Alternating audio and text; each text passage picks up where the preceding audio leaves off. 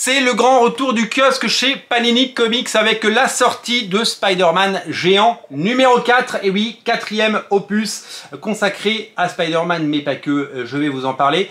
C'est en effet la publication destinée à vos ados a priori.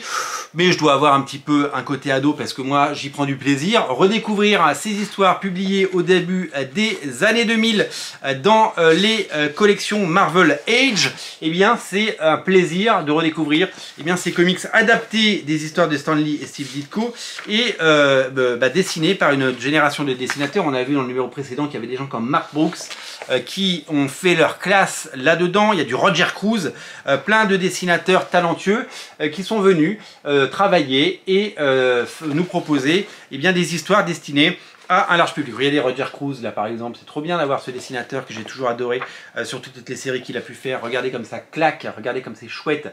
Quatrième numéro en kiosque, la tentative et l'expérience se prolongent chez Panini pour nous faire découvrir et remettre du comics en kiosque. C'est un long chemin, vous savez que le monde du kiosque s'est effondré, vous savez que c'est très compliqué aujourd'hui d'avoir des points de vente. Quand j'ai été gamin et quand vous étiez enfant, si vous avez à peu près mon âge, il y avait des magasins de journaux ou des kiosques à chaque coin de rue, des maisons de la presse. Aujourd'hui, des maisons de la presse, il n'y en a plus tant que ça. Le marché s'est divisé, a été divisé par 2 en 20 ans. Donc le marché, autant vous dire que ça a explosé, le réseau de distribution a fondu comme neige au soleil. Aujourd'hui on trouve ces bouquins dans les gares, bien sûr, dans les aéroports, dans les relais, on les trouve dans les rayons de vos hypermarchés. Il y a souvent un rayon presse maintenant, dans les hyper-U, dans les carrefours, et puis on en trouve aussi dans certains Cultura par exemple, mais on n'en trouve pas partout, et c'est vrai que c'est très compliqué de trouver une rentabilité pour ce type de fascicules et pour ce type de bouquin. Voilà pourquoi l'ensemble des éditeurs, et c'est pas que Panini pour vous embêter, ni Urban que pour vous embêter, tous les éditeurs ont arrêté. Souvenez-vous de cette époque où Delcourt avait des magazines, Topco, Aspen, on avait toutes ces séries en kiosque tous les mois. On avait des softcovers à 5 € ou 6 € chez Panini. Le marché s'est effondré.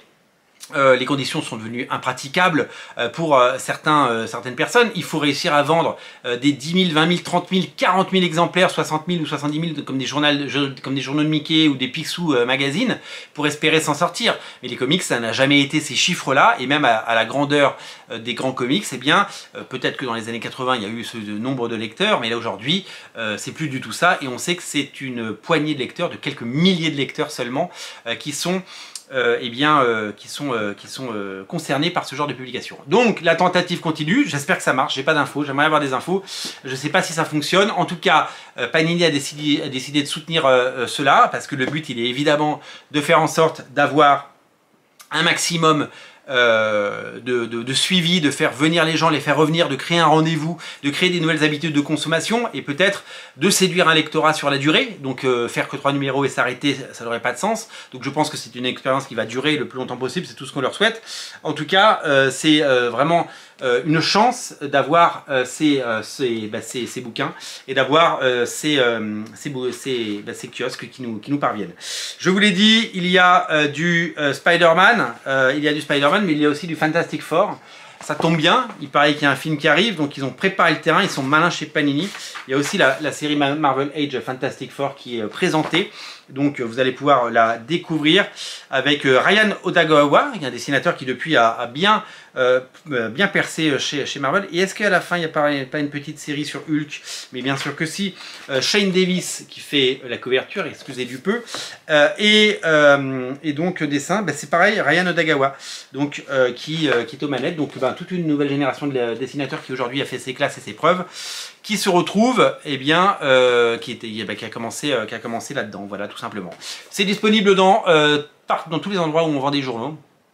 Craquez pour le Spider-Man géant. Dites-nous si vous avez déjà craqué sur un des 3, et dites-nous si ça vous intéresse. Et on souhaite évidemment à cette collection un grand succès, comme à toutes les collections, parce que démocratiser les comics et faire en sorte qu'ils soient populaires, c'est un petit peu ce qu'on fait depuis des années sur Radio Comics. Merci à vous, merci à tous, et on se reparle très bientôt.